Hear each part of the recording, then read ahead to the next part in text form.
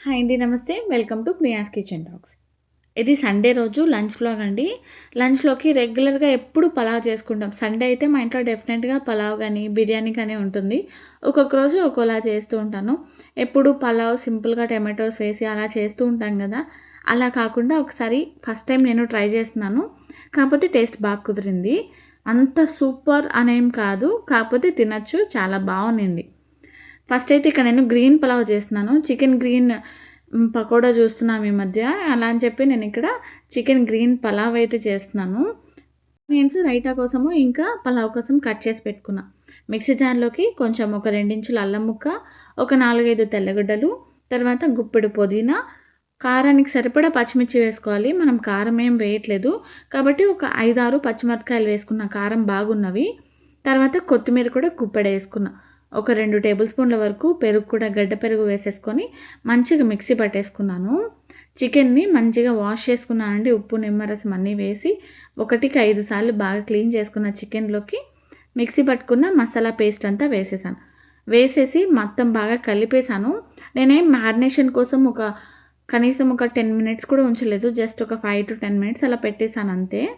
పక్కన పెట్టేసి ఇప్పుడు బియ్యం కడిగి బాస్మతి బియ్యం కడిగి పెట్టేసాను నానబెట్టడం కోసము. బియ్యం నానితే ఇంకా తొందరగా ఉడుకుతుంది కదా అని చెప్పేసి. కుక్కర్‌లో చేసుకుంటే బాగుంటుంది కానీ ఆ రోజు ఎందుకో నార్మల్‌గా గిన్నెలోనే చేసేసాను. స్టవ్ పైన కొంచెం వెడల్పుగా ఉన్న గిన్నె తీసుకున్నాను. అందులోకి 2 స్పూన్లు నూనె, తర్వాత ఒక స్పూన్ వరకు నెయ్యి వేసుకున్నా.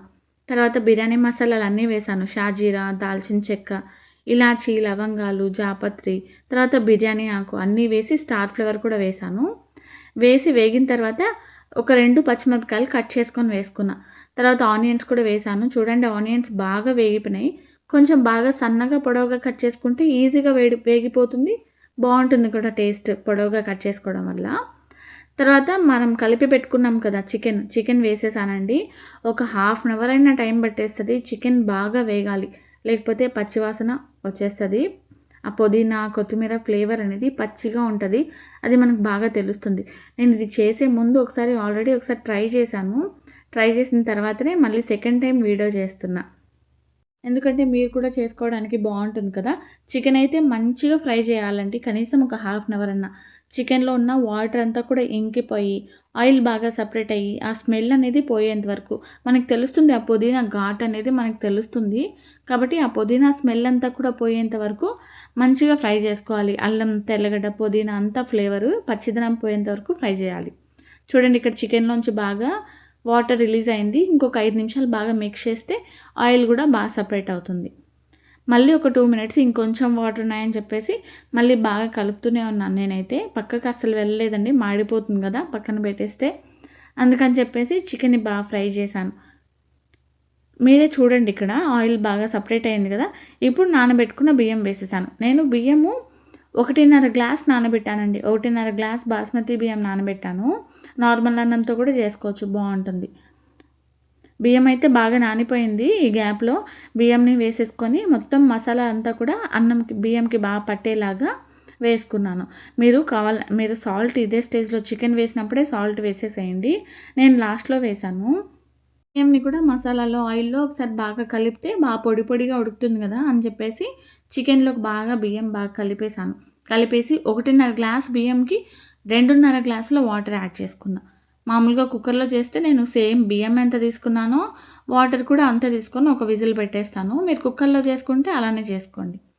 బియ్యం అయితే నేను గిన్నెలో చేస్తున్నాను కదా అని చెప్పి 2:30 గ్లాసుల వాటర్ వేసేసి సాల్ట్, తర్వాత ఒక హాఫ్ టీ స్పూన్ వరకు గరం మసాలా వేశాను. తర్వాత సగం నిమ్మరసం వేశాను. సగం నిమ్మకాయని కట్ చేసి ఆ నిమ్మరసం అంతా కూడా రైస్‌లోకి మిక్స్ చేసేసాను. వేసి మొత్తం ఒకసారి బాగా కలిపేసి మీడియం ఫ్లేమ్‌లో పెట్టేసి మూత పెట్టేసాను. ఇంక అన్నం ఉడుకుతూ ఉంటుందని చెప్పి ఈ గ్యాప్‌లో ఇంకొంచెం ఆనియన్స్ ఇందాక సెపరేట్ చేసి పెట్టాను. ఆ ఆనియన్స్‌ని పెరుగులోకి కలిపేసి కొద్దిగా సాల్ట్ కూడా వేసేసి రైతా అయితే రెడీ చేసేసాను. మేము ఎప్పుడు రెగ్యులర్‌గా ఆనియన్ రైతానే తింటాము. ఇందులో ఇంకేం వెజిటబుల్స్ వేయను. టమాటో, కీరా ఇలాంటివి ఏం వేయను. జస్ట్ ఆనియన్సే ఎక్కువ కావాలి మాకు. రైతా అయిపోయింది కదా! మధ్యలో ఒకసారి అన్నం అయితే చెక్ చేసుకుంటున్నాను. లేదంటే మాడిపోతుంది. కాబట్టి మధ్యలో ఒక్కసారి మొత్తం బాగా మిక్స్ చేసేయకుండా సైడ్ నుంచి లైట్‌గా కలుపుకోండి. లేకపోతే మెతుకులు ఇరిగిపోతాయి. అన్నం బాగా ఇరిగిపోతుంది. అందుకని చెప్పేసి సైడ్స్ నుంచి బాగా మిక్స్ చేసేసి మళ్ళీ ఇప్పుడు లో ఫ్లేమ్‌లో పెట్టేసి ఇంకొక 5 నిమిషాలు పెట్టేసాను. 5 నిమిషాలు పెట్టిన తర్వాత స్టవ్ ఆఫ్ చేసి చూడండి రైస్ అయితే అయిపోయింది. పొడి పొడిగా కూడా ఉంది. టేస్ట్ కూడా బావుంది. దీంట్లోకి ఏదైనా చికెన్ గ్రేవీ గానీ, లేకపోతే పచ్చిమిర్చి కర్రీ ఒకటి ఉంటది కదా! అది గానీ ఏదేసుకున్నా కూడా బావుంటుంది. నేనైతే రైతాతోనే సర్వ్ చేసుకుంటున్నాను. అప్పుడప్పుడు రెగ్యులర్‌గా మనము పలావ్ తింటూనే ఉంటాం. చికెన్ పలావ్, దమ్ బిర్యానీ ఇలాంటివని చెప్పేసి. అందుకనే ఈ సండే నేను లంచ్‌లోకి ఇలా ట్రై చేశాను. బావుంది. ఇంకా ఒక 5 మినిట్స్ అలా వదిలేసి ఇంకా సర్వ్ చేసేసాను. రైస్ ప్లేట్‌లోకి పెట్టేసుకొని రైతా కూడా పెట్టుకున్నా. నిమ్మకాయ కూడా కట్ చేసి పెట్టుకున్నాను. మాకు సండే అంటే నాన్ వెజ్‌లో ఖచ్చితంగా అది ఏదైనా సరే ఖచ్చితంగా ఆనియన్స్, నిమ్మకాయ అయితే ఉండాల్సిందే. అంతే అండి ఈ వీడియో. బాయ్.